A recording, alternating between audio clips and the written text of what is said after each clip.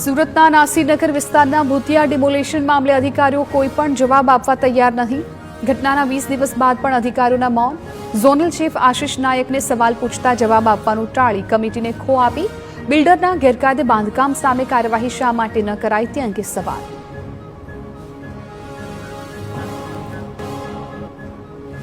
વડોદરાના સાવલીના લામડાપુરા ગામમાં હથિયારો સાથે તોડફોડ કરવાની ઘટનાના આરોપીને ભાજપે આપ્યો શિરપાવ.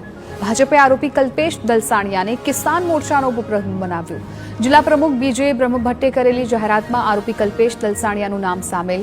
ધરપકડના 4 દિવસમાં જ આરોપીને મળ્યો ભાજપમાં મોટો હોદ્દો.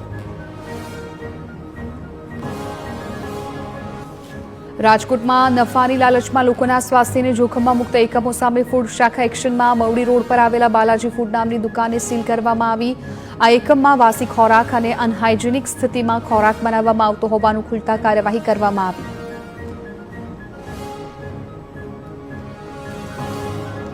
ભાવનગરમાં મેડિકલ કોલેજના વિદ્યાર્થીઓ સાથે થયેલી રેગિંગની ઘટના. એન્ટી રેગિંગ કમિટીની બેઠકમાં લેવાયો મહત્વનો નિર્ણય. કમિટીની તપાસ બાદ 6 વિદ્યાર્થીઓ દોષિત જાહેર. રેગિંગ કરનાર 6 વિદ્યાર્થીઓને સસ્પેન્ડ કરાયા. દોષિતોને હોસ્ટેલ ખાલી કરવા સૂચના. એકેડેમિક અને હોસ્પિટલની કામગીરીથી દૂર રહેવા અપાયા આદેશ.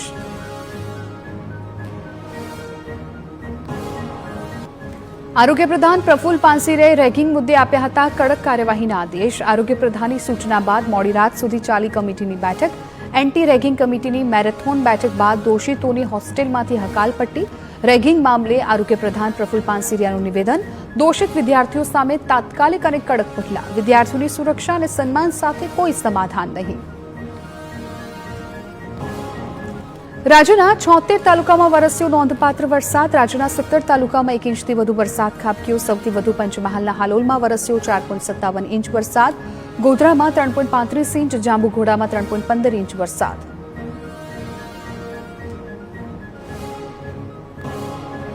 અમરેલીના ખાંભાગીરમાં મેઘરાજાની એન્ટ્રી. ગ્રામ્ય વિસ્તારના વાતાવરણમાં આવ્યો પલટો.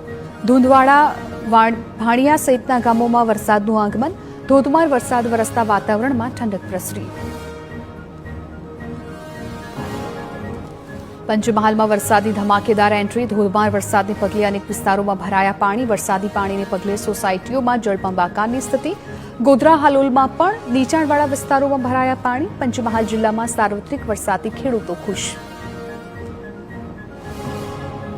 ભાવનગર જિલ્લામાં સતત બીજા દિવસે વરસાદ. મહુવા તાલુકામાં ધીમી ધારે વરસાદનું આગમન. બગદાણા મોડ પર અને ગળથર સહિતના અનેક ગામોમાં વરસાદી માહોલ.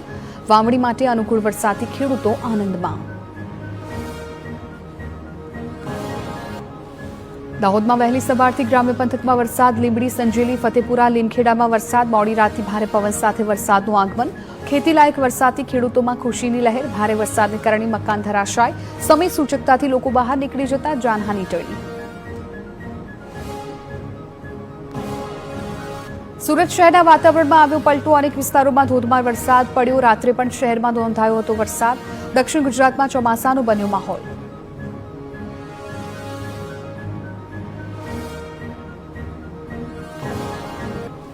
સુરત શહેરમાં પહેલા જ વરસાદમાં પાલિકાની પોલ ખુલી. શહેરના મોટા વરાછા વિસ્તારમાં પાણી ભરાયા. સામાન્ય વરસાદમાં રોડ પર પાણી ભરાયા. પાણી ભરાતા સ્થાનિકોને અવરજવરમાં મુશ્કેલી પડી. સુરત જિલ્લાના વાતાવરણમાં આવ્યો પલટો. જિલ્લાના કેટલાક વિસ્તારોમાં વરસાદી માહોલ જોવા મળ્યો. કામરેજ, બેલંજા સહિતના વિસ્તારોમાં વરસાદ વરસ્યો. ધોધમાર વરસાદ વરસતા વાતાવરણમાં ઠંડક પ્રસરી. ગુજરાતમાં ચોમાસાના સત્તાવાર પ્રવેશ અંગે અસમંજસ. 3 થી 4 દિવસ બાદ ચોમાસું આગળ વધવાની શક્યતા. આગામી 6 દિવસ રાજ્યમાં સામાન્ય વરસાદની આગાહી. મધ્ય અને દક્ષિણ ગુજરાતના છૂટાછવાયા સ્થળોએ પડી શકે છે વરસાદ. સૌરાષ્ટ્ર, કચ્છમાં પણ હળવા વરસાદનો વર્તારો. ગીર સોમનાથના તાલાલા મેંગો માર્કેટમાં કેસર કેરીની આવકે તોડ્યો 10 વર્ષનો રેકોર્ડ. 61 દિવસ ચાલેલી સિઝનમાં માર્કેટમાં 9,44,000થી વધુ બોક્સની થઈ આવક. સિઝન લાંબી ચાલતા ખેડૂતો, વેપારીઓ અને દલાલોને સીધો ફાયદો થયો. સિઝનના અંત સુધી કેસર કેરીના ભાવ પણ મજબૂત રહ્યા. દાહોદ જાલોદના મીરાખેડી ગામે પહેલા વરસાદથી તારાજી. દિલ્હી મુંબઈ કોરિડોર હાઈવેને લીધે ગામમાં પાણી ભરાયા. પાણીનો યોગ્ય નિકાલ ન થતા ખેડૂતોમાં પાણી ભરાયાના ખેતરોમાં પાણી ભરાયાના આક્ષેપો ખેડૂતોના રહ્યા. લોકોના ઘરમાં પણ વરસાદના પાણી ફરી વળ્યા હોવાનો દાવો, હાઈવેને કારણે ચોમાસામાં મુશ્કેલી થઈ રહી હોવાનો આરોપ, અનેક રજૂઆતો છતાં યોગ્ય કામગીરી ન થઈ હોવાનો આક્ષેપ. પંચમહાલ જિલ્લામાં ધોધમાર વરસાદ વરસ્યો. ગોધરાના કાંકણપુર નજીક મયો નદી પર નિર્માણાધીન બ્રિજ ડૂબ્યો. કાંકણપુર અને રામપુરાને જોડતો માર્ગ થયો બંધ. નજીકના ગ્રામ્ય વિસ્તારોમાં પણ અનેક નાના માર્ગો થયા બંધ. કેટલાક વિસ્તારોમાં વૃક્ષો ધરાશાયી થવાની ઘટના.